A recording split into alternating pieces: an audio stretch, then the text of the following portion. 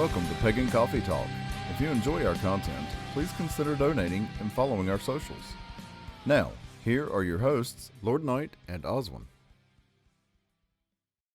So here's this thing I think we need to discuss. Okay.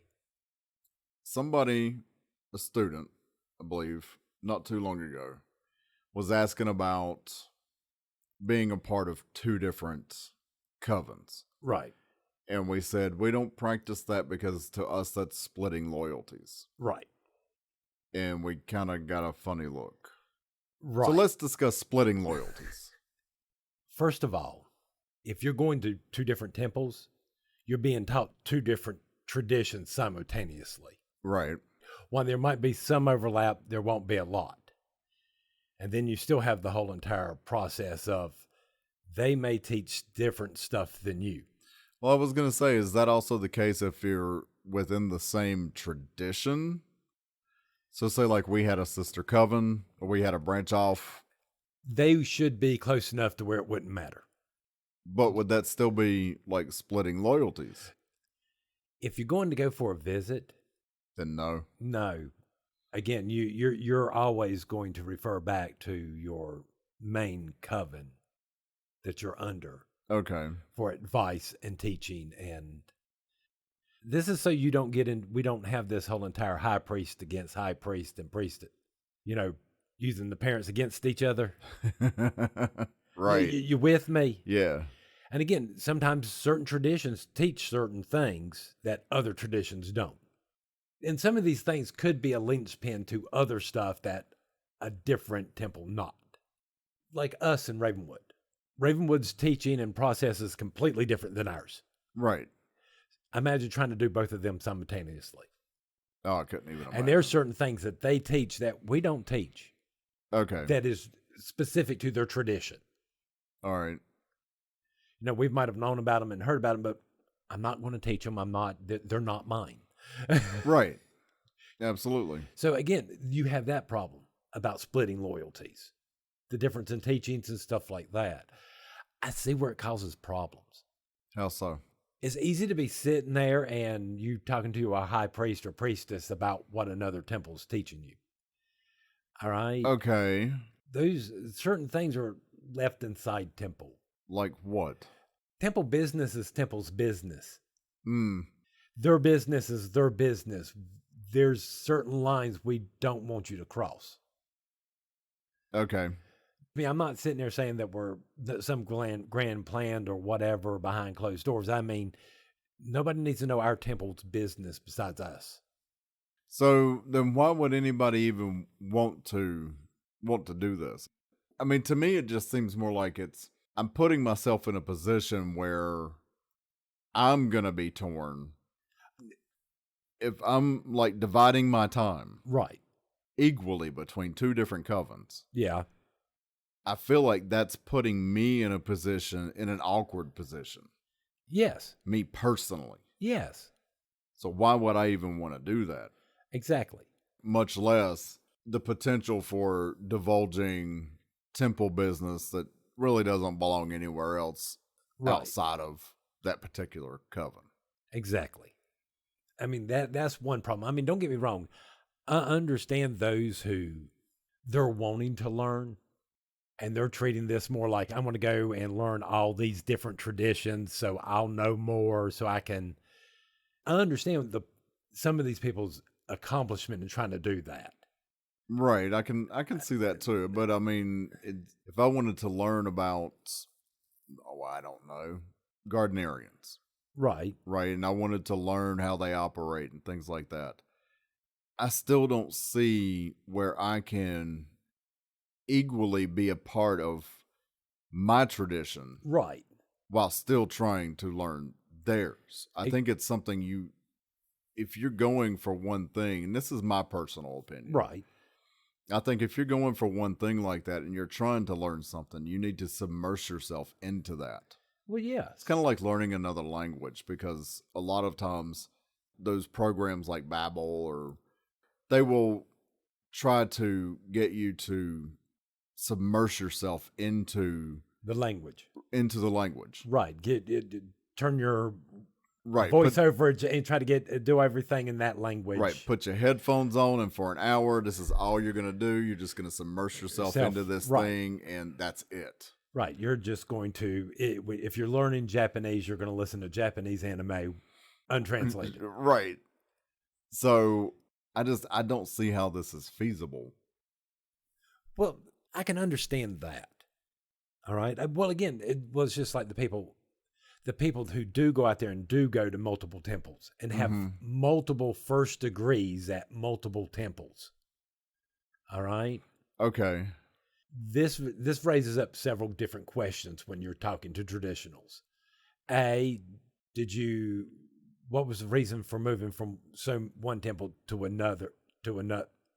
Right. And was each temple aware of... And you're getting your first degree there, so it's not like you were just there for a couple of times and was like, no, this ain't for me. Right. You got your degree, and then you moved on. So what are you really up to? But see, that's... it's sort of a red flag for some temples to kind of be going... yeah, but that's not... To me, that's not really dividing loyalties or splitting your loyalties, because you've gone through that whole process. That's just, they're collectors to me. Right. I don't know what else to call them. They're just collectors. If you're being initiated to each one of these traditions, you're giving your loyalty to each one of them as you're doing this. To a certain extent, this is what you're doing. I guess that would depend on the coven or the temple, the church, whatever you want to call it. I think that would depend on that group. What they expect out of you once you've gotten your first degree with them. Well, I guess it's technically, what does it take to be a member? Yeah. To where this is where your loyalties is. Where's that line to where in the world? Okay, from here on out, this is your home temple. This is where we expect you to be. Now, of course, if you're 5 hours away, we understand that you're not going to show up for every ritual. Right, but that's what I'm saying. I think it would depend on the group. Because part of our initiation process is we tell you what we expect out of you as a first degree. Right. But we initiate you into first degree. Right. And part of that thing is you're swearing oaths and loyalties. And yes. All right. Then you leave this temple without pulling your membership, go somewhere else and learn that tradition and go learn how to be a Gardnerian. Say I'm some stranger and I got my first degree through Life Temple and Seminary. And then I tell you, I don't think group ritual is for me. I'm going to be solitaire. Well, fine, because then I still haven't pulled my membership. But you're doing solitaire. But I'm not doing solitaire. I'm going to the coven down the road. Well, see, and that's where I'm going to study for them. And that's where I'm going to say, no, your best bet is just to just say, look, I'm just going to pull my membership, but I'm going to go over here and do this. Right, but I mean... Because the only thing that's going to be said to you is, fine, that's all yet. Just remember, this tradition mysteries are this tradition's mysteries. Please don't reveal them. But who's to say they're not going to do that? Well, we hope you wouldn't break your oaths to the gods. Right. I'm just saying. No judging. No judgment. No judgment. Okay. But are you with me? Yeah. Then we fall into that category. But again, I'm back to, I can see where it's easily wind up being that playing two different temples off of each other. And I'm sorry, people were gossipy people. Oh, yeah. It's easy, to sit there going, I was over there at the temple the other day. We were doing ritual and, such and such pissed off somebody else and it really is not that big of a deal. But then next thing you know, telephone happens and you've got this big old scandal you're having to deal with that ain't real. Right. Yeah. That is ruffling. Now that's ruffling feathers. So again, here's where this becomes a problem because most temples, we're close. All right. I'm not going to sit here and say we're your friends or that, but we are close and we should feel free to say certain things in front of people. Well, and I also know that, as far as the collectors go, I know that when people come to us, if they say that they're degreed, one of our questions is going to be, where did you get your degree? Yeah, I mean, Who's your priestess? right. You would show up with a letter of recommendation. And then, well, and if you don't, we're going to reach out to that temple and ask for a recommendation. Right. And that's part of how we kind of get around that. And yeah, because you don't know, they could have been banished for doing something inappropriate. Right. Are there other ways to discourage people from splitting their loyalties? There's no way to actually stop anyone from doing it. You know what I mean? Right. It's going to have to be a moral decision each individual makes. We have a lot of members who live off in areas by themselves and can't come to ritual. Right. And no, I don't have a problem with them going to a temple to attend ritual with others because they can't come here on a regular basis. Well, I mean, that just makes sense. That just makes sense. But then they're not here on a regular basis to really, you know what I mean? Right. And if it does get to a point where it's like these people become more like family, I'm just going to go ahead and pull my membership, move it over here. That's a simple phone call, letter, sure it is, yeah. whatever, and done and over with. You're not splitting your loyalties then. And personally, I think it shows, even if you are leaving because there's bad blood, it shows respect to the priests and priestesses you're taking over with, that you're walking into. Right. That you're like, look, I'm not going to, I might have bad blood with my old high priest or priestess or people at that temple, but I'm not going to shame them. Right. And I'm not going to bring that bullshit here. I'm not bringing that bullshit here. So I'm ending my membership here, going over here. Everything's official up and up. And I'm not going to talk about why I'm leaving. Yeah. I mean, I think that's the right thing to do. I mean, these things happen, They do. Sometimes people just don't get along. When you put a large group of people together, if you've ever worked anywhere where there's more than 500 people, there's always that one person that drives you up the wall.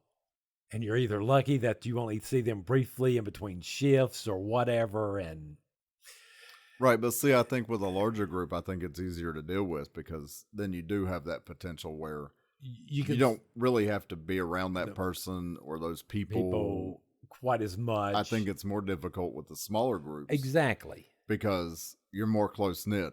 Right. And you don't have as many ways to quote unquote escape or avoid those people or those situations. Exactly. I mean, well, we tell you in temple, first of all, if you have a problem with someone in temple, the best bet is for you and that person to sit down and hash it out. Right. Hey, look, I don't like this, blah, blah, blah. Don't matter if you meant to or not, and take it at that and keep on going. Bury the hatchet. Because again, if it becomes too much of a disruption, then high priest and priestesses will step in and then nobody's happy. Right. By the time it gets to the end of it. All right? Because if you can't solve the problem, we will. And nobody usually likes those results. So. Yes, because those results normally be, well, y'all two can take y'all's problems and go way over there, right. And the rest of us are going to stay right here. And y'all can go hate yourself over there, not with us. Right. Both of you. And most people wig out when they hear, Then majority of the times that's the best solution. Because there is no wrong or right in certain situations. No, there's not. Especially when you're trying to be fair. Right. Let's go get some coffee. Let's do it. Lord Oswin, I have a question for you. Uh-oh. What is man-made? Well, I mean, technically, what is man-made? I would say man-made is considered like anything that you can't find in nature. Really? Yeah. Are you sure? Not really, but all right, because if I take... That's my best guess. But if I take flint, which is a natural material, and crack it, which does happen naturally during rock slides and sure. crack, and you get these sharp pieces of it, and I attach it to a piece of wood and tie it up, suddenly these natural items became man-made. No. They did not become man-made. What you made becomes man-made. But even then, it doesn't really, because it's made with natural materials. So, Because again, when we think nowadays, So how technical are we getting on this? Is that yeah. what you're getting at? Again, how technical? Because again, plastic, we say it's man-made. No, it's not its normal form, but the materials are naturally found in the earth. Right, they do naturally occur. They naturally occur. They don't naturally occur in the way we have them now. Right. No, we have to take like several different elements. To break these down and Right. rebuild certain compounds and stuff like that. But technically, all those are natural materials. True. So where is that line? Because it's still atoms. It's still molecule. It's still the natural. It's not like what they're doing at CERN where they're suddenly creating a new element. Oh, there you go again. All right. Well, no, I mean, scientists do this all the time. Right. Creating new elements is a piece of cake for them. Right. No, I think, honestly, I don't know. I think it depends on how big of an activist you are, how far you want to take it on a technicality I mean, because even issue. because I mean, like raw crude oil Yeah. is a natural material. It comes Sure out it of the is. ground. Sure it is, yeah. I mean, for decades before we learned how to use it, it was a blight in farms Mm-hmm. because everything you couldn't grow no. Right. But it's not man-made. But when you talk about oil, everybody just automatically goes, "Well, it's man-made." I've never heard anybody say that. Everybody seems to have the idea that oil is man-made. Huh. It's not part of the natural world. Are Well, you with Yeah, me? that's a new one on me, but no, it's not. It's completely natural. I mean, now plastic's not natural. But the materials that make up the plastic is.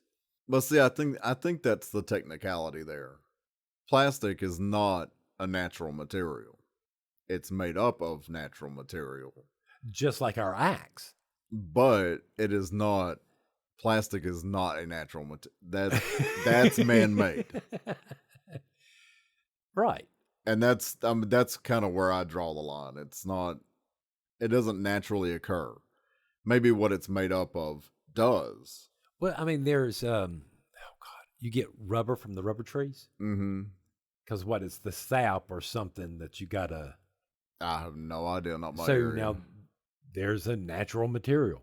Right, but it's not the material that we know. It still gets processed. Right, but It what? gets processed with other stuff to make things like tires and wheels for our desk chairs and.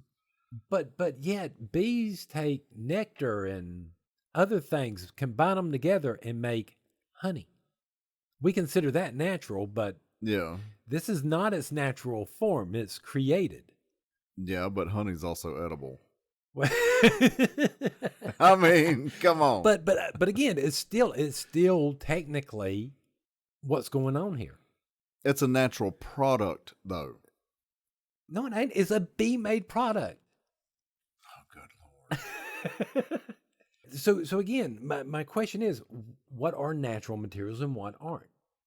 Now again, we tell everybody like your robe needs to be made out of natural materials. Mm-hmm. Cotton, linen, preferably something light and breezy and breeze real Right.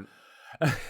But are we really going to have, or you think either one of us is going to have a fit if somebody brings in and actually has one that's like 50% polyester? Not really. No. So. But what does this have to do with paganism? We talk about always using natural materials, but the more I keep on thinking about it, there's nothing around us that's the natural world. There's these processes going on all the time, creating things, breaking things down. Sure. All right. So again, why do we have such a bad rejection of this? The cars, do you see what I'm saying? Yeah. Most pagans, we reject this technology and stuff, or we try to. I don't really know. I guess it's because things like plastics.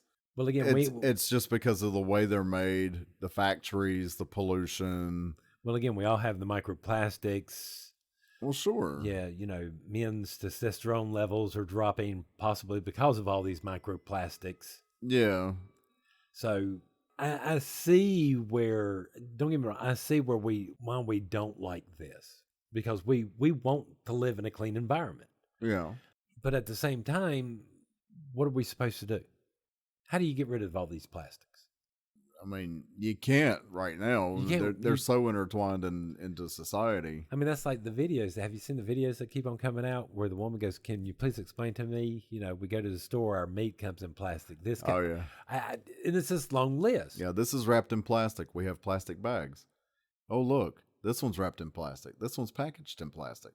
And then they want us to use reusable bags. Make it make sense. Right. All right, this is my crux of all this in paganism is why are we doing this? This does not make sense. Right. It's not really making a big difference in anything.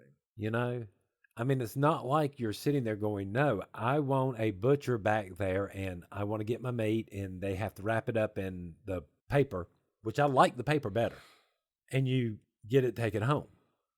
I like this idea. I mean, we got a little butchers down here. I love going down there and getting the steak and whatever. Oh, I know, and right? it's a whole lot more fresher and all this, but we don't do it. Why? Convenience? It's more expensive. Well, yeah, it is more expensive, but would you not pay more money for better customer service? I've been known to. I've been known to. I like good customer service. Yeah. So do you think we've made too much of this? We've made too big of a deal out of it. Sometimes I think we've made too much of a big deal out of the wrong issue. It's kind of like, I hear us all talking about, recycling and all this other stuff, but the truth of the matter is the majority of the plastic can't be recycled. That, and then too, I rented a place from a lady not too long ago, and she was talking about how where she is, they encourage you to recycle. Yeah. But there was a couple of things that she found out about it. One, she's having to pay to recycle. Yes. And two, when they come to pick up the recyclables, it all goes to the freaking landfill. Yeah. Just like the regular trash. Yeah. So they're not even doing anything with it. No. It is an out-and-out scam. So you want to make a big deal about something. How about, why are we paying to recycle when it's not even being recycled? But the real solution here is quit using plastics. Quit buying products in plastic things. I would say as much as try to do that as much as possible. Reach out to It's going to be hard to get rid of. Well, again, this is where emailing these companies going, "Look, hey, can y'all quit wrapping the meat in plastic? Can we do something else?" Right. My dog chewed up a piece of your plastic and, had a hard time passing it. Can we find another type of packaging deal? Can we do something? I mean, there's the real problem. What was so bad about the glass bottles we used to have all the time? Well, I mean, aside from the fact that they were breakable, but oh, please, we never really had a problem breaking them. How do you break? It took a lot to break one of them Coke bottles. Yeah, I gotta say they were pretty sturdy. I mean, those things were thick and there was actually a good bit of pressure in there. Yeah, they were pretty sturdy. I mean, no, I know we can't get rid of 100% of all plastics. Right. But again, if you start telling these companies quit using them, and oh my God, don't let them be sneaky about it like they do everything else. Sure, this is 30% less than what it really was. And then you find out it's some little loophole thing that they got away with. You're like, really? This is 30% recycled materials. It's that 30% for the whole mass manufacturing thing, so that each one's only like maybe 2% recycled material. Just saying. I mean, don't get me wrong. There are some things that are easily recycled. Sure. Aluminum cans and stuff like that. Metal's the easiest thing to recycle. Right. That old rusted out thing, melt it down, bring it back to... Absolutely. It still works. There are these things we should do. No, you shouldn't let your car have the oil leak that leaks, and get them fixed. Right. These are the things we actually need to be discussing. This is where this pollution comes from. Pollution don't always just come from the big company up the street. Oh, Lord, no. All right. No, we all do our fair share of pollution Trust every me. day. Your neighbors are doing more pollution and you are doing more pollution than you think you are doing. Yep. Anything else? I think that's it. We'll get more coffee. Oh, God, yes. Thanks for listening. Join us next week for another episode. Pagan Coffee Talk is brought to you by Life Temple and Seminary.